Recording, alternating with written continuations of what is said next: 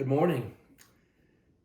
Yesterday, we were in worship remembering the 25th anniversary of the bombing of the Murrah building. And in the front of the chancel, we had a small altar table, and on it was a piece of the building, of the Murrah building, that had been given to St. Luke's because of our involvement with responding to that very difficult time in our city. And on it is inscribed an appreciation for all the people who worked and gave so much of themselves. But that is not the only tie that we have back to the memorial. If you go to the south side of the building, right outside the CLC, you will find a beautiful American elm tree. It is from a seedling from the survivor tree. You remember the survivor tree? It was a tree that was in a parking lot across the street from the Murrah building. And when that explosion went off, it blew the leaves off the tree. All kinds of glass and debris went into the tree. The bark was stripped off.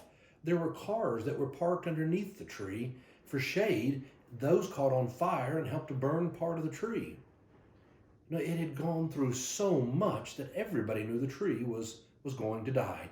Bark was blown off. It experienced such a huge concussion from that explosion. But in the end, it was decided not to cut it down and just to see. And sure enough, a year later, they began to realize it was putting out buds. It was coming back. Against all odds, it had survived. When we built the memorial, they built a platform around it and they raised it up off the ground so that people could go in underneath and make sure about the root system and how the tree was doing. To me, it's one of the wonderful parts of our memorial.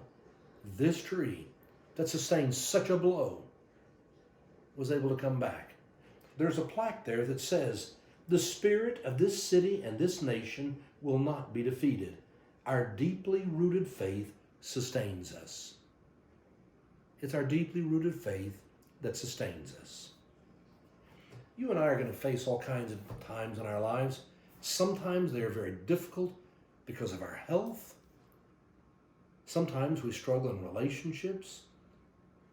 Right now it can be economic with all the challenge of this COVID virus.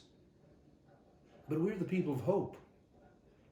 The nights may look dark, things may get difficult, but we are not defeated because our deeply rooted faith sustains us. We remembered yesterday the promise of the psalmist, God is our refuge, our strength, a very present help in times of trouble. And because of that, we know that our commitment is to share God's love and bring hope in the world. Go out today and live as a person of hope. I hope it's blessed.